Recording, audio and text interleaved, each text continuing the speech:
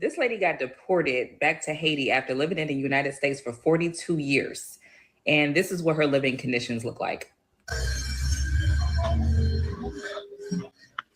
Girl, this the kitchen right here where people cook. You probably can't see it good. And you can clearly see behind him, you don't see no sidewalks, no street lights, no street signs. It's just dirt. And I looked at, so and it was another guy that got shipped back to Mogadishu because that's where he is. The house he was in had no windows. Black Americans, FBAs are here celebrating the misery of other people. These people are just showing how evil, narcissistic, and hateful they are. Despite all the evidence that we're seeing today about how basically those other people in those other countries are being undermined, destabilized, invaded by American governments, by superpowers, European government, NATO. These people, they don't care. They choose to ignore all those evidences and just make fun of people. Oh, look at your country. Look at where you are. Look at how you're suffering.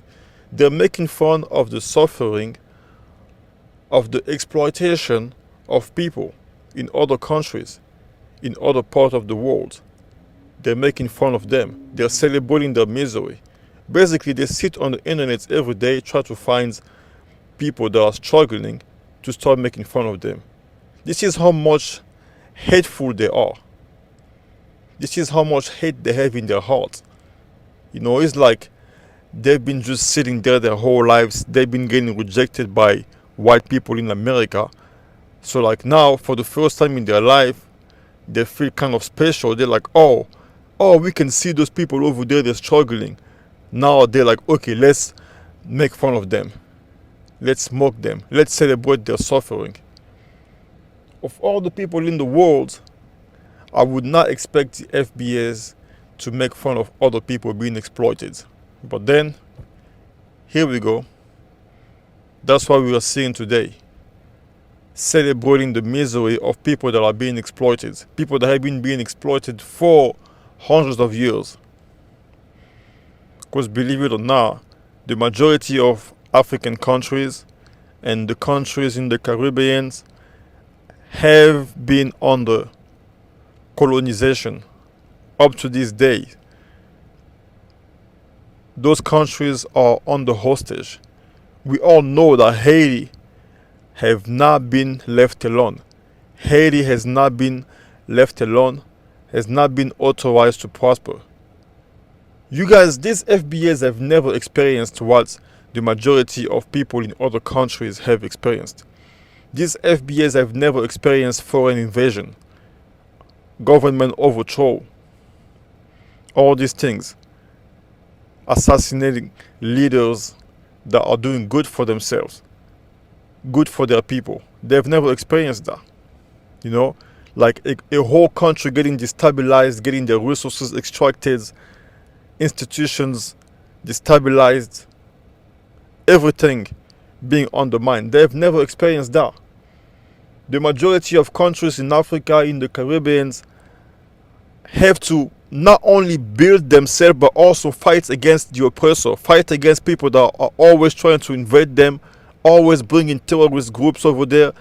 There was a US senator that literally admitted that the USAID or like whatever, like those DOGE, the Department of Government Efficiency, those files, the DOGE files, found that some of those terrorist groups in Africa, like Boko Haram, ISIS, all these things, were actually being funded by the US government. Despite all this evidence, you just saw how the US government went and kidnapped a president in Venezuela, Maduro. They kidnapped him because he was trying to nationalize the oil of his country. And then they're saying no, it's because he cheated during the election. Okay, so if that's the case, then most of the African leaders with who they are making deals today also cheated the election. But why are they not going after those leaders that cheated the election? For example, the president of Nigeria, of Congo, and many other countries in Africa. Almost all of them. Why? Because those presidents are selling their people out. For as long as they can sell their people out, sell their countries out, and protect US interests, for as long as they can be puppets, they're not going to kidnap them. Donald Trump is fine with them. America is fine with them. But as soon as they start saying, oh no, we're going to do what's best for all people, now you're going to see they're going to start getting kidnapped like Maduro. Because Maduro was refusing to just give out his oil like that to America and the West and the rest of the West. He was like, no, you guys got to come and pay. If you guys want our oil, you got to come and pay. And then Trump was like, oh, can you believe we're buying oil from Venezuela? Like, they don't want to pay for it. They want to get it for free, or at least like for like a very, very cheap price. Or at least they want to control it. That's what they did. So despite all of this evidence that we're seeing in the world today, these people are still not showing any empathy to other people. Why? Because they're hateful.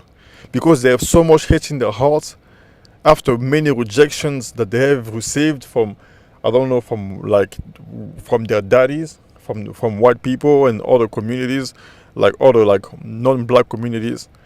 They're like, oh, like basically they are doing to other people what they accuse white people are doing to them.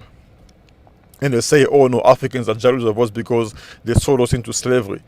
That's so stupid. That's so bogus. First of all, the majority of Africans have never been slave owners. The same 1%, like those presidents, those leaders, those are the ones that come from families that also were selling people out back in the days. The majority of Africans have never owned slaves, have been enslaved since the beginning of time, like at the same time as the FBAs ancestors were being sold too, and they're still enslaved today. When there was colonization, they were still enslaved, and they're still enslaved today. They've never left poverty. You know, it's like me saying no, like, or like, so basically, so can we accuse our FBAs of selling each other into slavery too? Because there were some FBA slave owners too.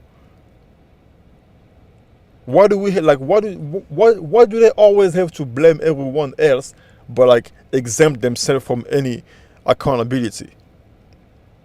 It's like they are this perfect community of people, these perfect ethnic groups, the almighty FBA that can do no wrong. Every day on social media, it's always FBA talking about African people, Caribbean people, FBA like African this, African that, African this, African that. I try to ignore this, but it's almost impossible. It's all over TikTok, all over X, all over Instagram, all over YouTube. There is a whole economy of hating African people. Basically, these FBAs are making fun of people's miseries. Like, you even see how like Somalia is actually being undermined right now. You know, like it's being split into two. Like now there is Somaliland, there is Somalia. Somalia has been bombed 45 times since Trump became president. And these people are out here. Oh, ha, ha, ha, look at them. Oh, look at what they're living. Look at what they're living. Oh, they live in such conditions. They don't have no roads. Their houses have no window. No empathy at all, bro. These people are evil. Every day, all these like content creators on TikTok looking for attention, spreading hate. That's crazy, man. That's ridiculous. These people need help. This is stupid, ridiculous.